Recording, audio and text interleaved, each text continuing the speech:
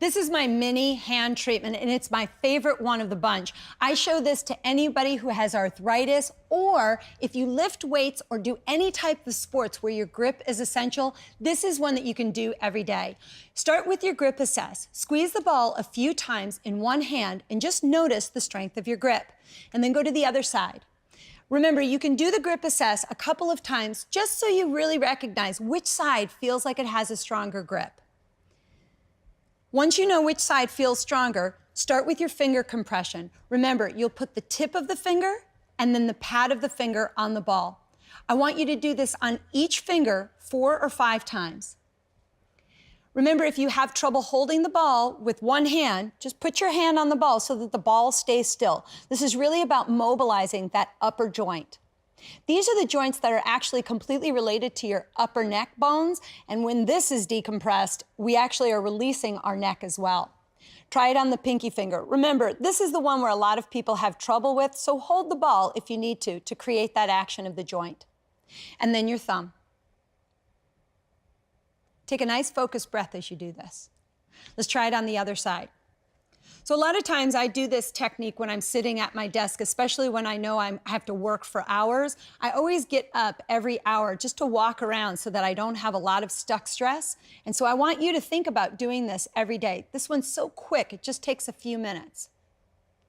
So remember, under each finger, you're just going to 3 to 4 times just create that little flexion and extension with the joint. And remember, if you have trouble holding the ball, just hold it with your fingers because it's all about the action of the joint, not about how well you hold the ball.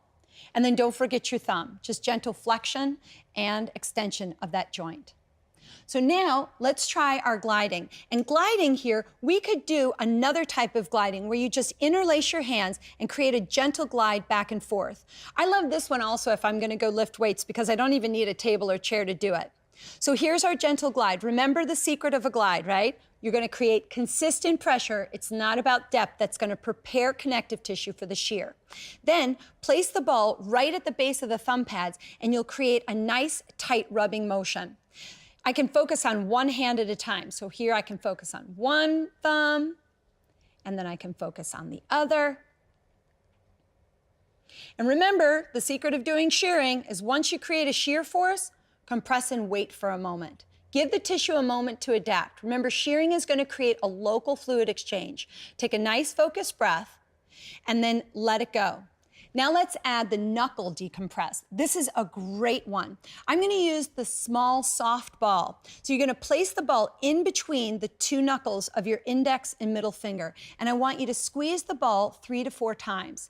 Keep an eye on the back of your hand. You want to see if you can actually create a little recess between the joints. We're actually trying to gape the joints to draw fluids to the fingers. Let's try it in between the next 2 fingers, creating that ball, little squeezing, compression. Now if you feel like the ball is going to pop out between the fingers, watch this. Hold the ball, right? Don't make it a magic act. It's really easy. And again, what we're trying to do is open up the fluid exchange that's going to be created in between the knuckles. So can you see how my knuckle kind of recesses here? That's what we're looking for in your hand as well. Let's try it between the ring finger and the pinky finger. Same thing, creating some nice, gentle squeezing motions.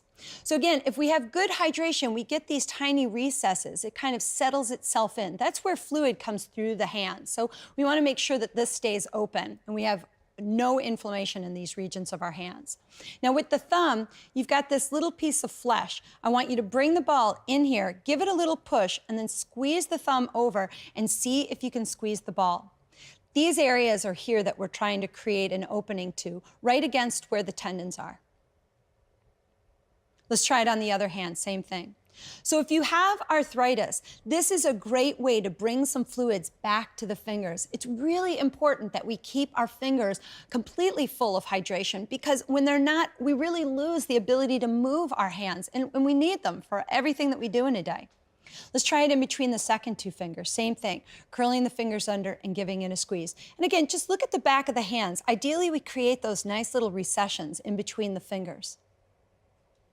And let's try it between the ring finger and the pinky finger, curling the fingers under, and same thing, giving it a squeeze. So remember, if you struggle to hold the ball in place, just keep your hands on the ball so that you can create that nice, gentle squeezing. And again, what we're looking for are those nice separations between the knuckles. And then remember, on your thumb pad, you're going to try to go over the top of that fleshy pad. Just set the ball in, fold your thumb over, and give it a couple of squeezes so that we open up some of those little septums where the fluids return to the fingers. So now let's try finger rinsing with the large softball. Place one hand down onto the table and begin rinsing your fingers from the base of the finger to the tip of the finger. Nice, easy compression in one direction. And remember, you can go on the top of the fingers or the sides of the fingers. Just don't forget your thumbs. Remember, as you're going over your fingers, you're also going over the wrist of the top hand repeatedly. Nice, consistent pressure. Let's try it on the other hand. Same thing.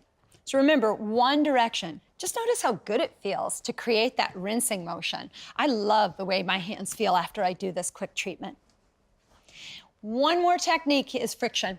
So remember, very lightly in between your hands, just rub the ball to stimulate the lymphatic system and bring some blood flow and new hydration all the way to your skin.